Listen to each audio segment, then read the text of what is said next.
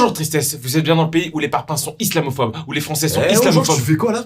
T'es pas net? Oui, je suis très net. D'accord, pourquoi tu cries? Non, parce qu'en fait, Mathieu Longat, il a un format où il gueule comme ça et ça marche super bien, il a l'air vachement révolté ce mec. Lui, d'accord, le verre de vin, tout ça, c'est pourquoi en fait je te rappelle que tu tiens pas l'alcool. Ouais, alors, oui, c'est vrai que je tiens pas à l'alcool, mais c'est personnel, c'est parce que j'ai un problème Et de le foie. livre? Je te rappelle que tu sais ni lire, ni écrire. C'est toujours ce qu'on ressort. Alors oui, en effet, je sais pas lire ni écrire, mais c'est pas une raison. Ok pour mec, moi. on va pas se prendre la tête, tu vas faire une RA normale, tranquille, c'est bon? Mais je suis anti-système, hein. L'autre jour j'avais mis un sarouel et je fumais déroulé. Bonjour à tous et bienvenue dans cette nouvelle revue d'actualité. Au programme aujourd'hui, Bonjour Tristesse et le Parpanistan, des talibans parmi les migrants, ou encore l'interview de Didier Raoult. Mais avant tout, deux choses, je vous invite à liker, à commenter et à partager cette vidéo. Et deuxième élément, je voulais tous vous remercier. On a dépassé la barre des 170 000 abonnés et ça c'est grâce à vous. Et pour ça, je voulais vous dire merci. Vous êtes sur VA+, et vous regardez la 56e revue d'actualité. C'est parti. Alors donc, après les talibans en Afghanistan, merci d'accueillir les talibans en France. En effet, dimanche 22 août, 5 Afghans entrent sur le territoire français, après de minutieuses recherches. Attends, je vois rien là. Ils sont arrêtés à l'aéroport de Paris pour des supposés liens avec les talibans. Les Afghans ont été vus avec des armes à Kaboul et sont en lien avec des talibans identifiés et, tenez-vous bien, on s'accroche, le 5e taliban arrêté avait un checkpoint de talibans dans Kaboul. Je sais pas qui gère le contrôle aux frontières, mais on a clairement affaire à un artiste. On imagine bien le douanier demander aux talibans s'il est taliban. Exactement, ouais. T'es bien renseigné, toi. On dit pas que c'était prévisible hein, que les talibans profitent du chaos et de l'immigration pour infiltrer le pays. Hein. On dit pas que ça aurait pu être évité en fermant les frontières. Cependant, prendre le risque d'accueillir des réfugiés en France, c'est s'exposer à l'utilisation de l'immigration à des fins meurtrières. D'ailleurs, le migrant qui s'est fait arrêter pour avoir bravé la quarantaine imposée aux étrangers en arrivant sur le sol français. De son côté, le gouvernement français a donné deux versions contradictoires. D'un côté, on nous dit qu'ils sont venus en France parce qu'on avait du mal à faire des enquêtes de sécurité sur les individus, ce qui peut se comprendre, et de l'autre, on nous dit qu'ils ont très largement aidé l'évacuation des résidents français. Enfin, j'ai envie de vous dire, on est rassuré quand on voit le projet d'accueil des migrants par Europe Écologie Les Verts. Écoutez ce qu'a dit Sandrine Rousseau à ce sujet. Alors, on précise avant tout, hein, Sandrine Rousseau n'est pas humoriste, c'est une responsable politique. Cette séquence a été produite sans trucage par une professionnelle. Extrait. Si vraiment il y a des personnes qui sont dangereuses, des potentiels terroristes, c'est pas parce qu'ils restent en Afghanistan qu'ils sont moins dangereux en vrai. Donc, quelque part, les avoir en France, ça nous permet aussi de les surveiller. Et... Elle a deux doigts de nous dire qu'il faut laisser les talibans poser des bombes pour qu'on puisse mieux les désamorcer. En tout cas, rassurez-vous, les talibans ne sont pas si dangereux que ça si on en croit un article du Monde. Alors, vous l'avez vu dans l'intro de cette vidéo, on va parler aujourd'hui de Bonjour Tristesse. Petite présentation du personnage, Mathieu Longat vient de la banlieue résidentielle du 78. Après avoir lui-même truandé son diplôme de droit, c'est vérifiable, hein, c'est écrit dans mon livre, vous comprenez. Il lance sa chaîne YouTube. Il devient très vite un défenseur indiscutable du FC migrant, avec des vidéos où il remet en cause notamment le concept d'islam politique, où il prend des positions antiracistes, inclusifs, enfin bref. Il a tous les attributs pour aller faire de l'autoflagellation sur France TV /. Ah, bah il l'a fait ça aussi. Quand t'es blanc et que t'es un homme en plus, t'es très privilégié, ouais. Bref, il a récemment tweeté ça. En gros, le maire LR de la ville de Nice, Christian Estrosi, s'est opposé à l'accueil des migrants afghans dans sa ville. Alors ni une ni deux, Renard des Surfaces, Bonjour Tristesse intervient pour dire, je cite, « Quand on n'est pas capable de mettre des parpaings pour empêcher les attentats, on ferme sa gueule ».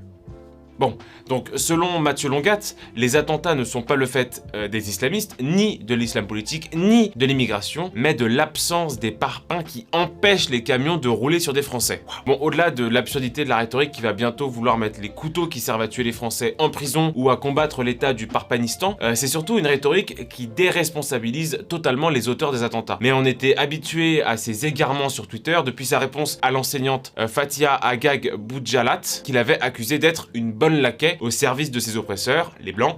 quand on n'a pas assez de talent pour réussir autrement qu'en piétinant les siens, on ferme sa gueule, on la joue profil bas et on continue à cirer les pompes de ses oppresseurs comme un bon laquais, jusqu'à ce qu'ils se lassent de vous tendre des sucres. Ou lorsqu'il avait ramené Éric Zemmour à ses origines berbères, en prenant un accent d'ailleurs particulièrement loufoque. Tu t'appelles Zemmour, et Zemmour en kabyle ça veut dire olive mon frère, d'accord? Donc il serait temps que t'acceptes ton identité. Tu sais à quoi ça ressemble un français de souche mon copain? Ça ressemble à ça, ça ressemble à moi, je suis désolé de te le dire, hein, mais ça a pas une gueule de canard écrasé par une porte de bus posé sur un corps de menthe religieuse qui fait le carême. Les minorités, ça va, on les défend, mais lorsqu'elles deviennent critiques de l'antiracisme, alors on n'hésite pas à les ramener à leurs petites conditions d'immigrés. Enfin bref, entre déresponsabilisation et essentialisation, Bonjour Tristesse navigue à vue. La troisième actualité de la semaine, c'est cet article du magazine Causeur, puis repris par CNews, sur le grand remplacement qui a fait beaucoup jaser sur les réseaux sociaux. Je vous résume les faits. À Paris, en 1990, 22% des enfants étaient d'origine extra-européenne, donc ils étaient eux-mêmes étrangers ou ils avaient un des deux parents étrangers. Ce chiffre grimpe à 38% en 2017 et dans certains quartiers comme le 18e arrondissement, 43% des mineurs sont étrangers et ont au moins un des deux parents extra-européens. À Rennes, on a aussi une multiplication par 3 des enfants immigrés passant de 7% à 22,8%. Bon alors, avec des sujets comme ça, en face, on a eu le droit au très fameux Reductio ad Hitlerum. Le grand remplacement serait une théorie d'extrême droite, fasciste, violeur d'enfants. Pourtant, les opposants à la théorie du grand remplacement sont les premiers à l'admettre.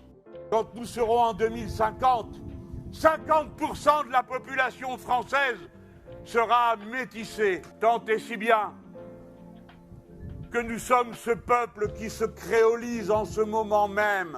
Et même à réclamer plus de diversité à la télévision et dans les médias. Mais alors nous, à VA+, on comprend pas. Pourquoi voudrait-on plus de diversité dans les médias si la population française ne change pas? Quand on est pour, le grand remplacement existe, et d'ailleurs, il est rebaptisé la créolisation, mais par contre, quand on s'y oppose, on est d'extrême droite. Je vous mets toutes les sources en description, mais dites-nous ce que vous avez pensé de cet article dans les commentaires. Ça va Wilfried? Ça vax? Ça vax, ouais, ça vax, ouais. Ça vax? Alors, l'actualité de la semaine, Wilfried, est-ce que je peux me permettre de t'appeler Will? Non.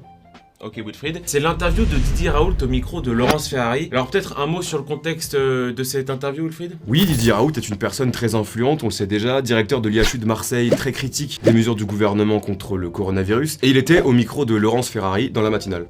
Bonjour. Alors Wilfried. Alors Wilfried, pourquoi cette interview elle fait grincer des dents?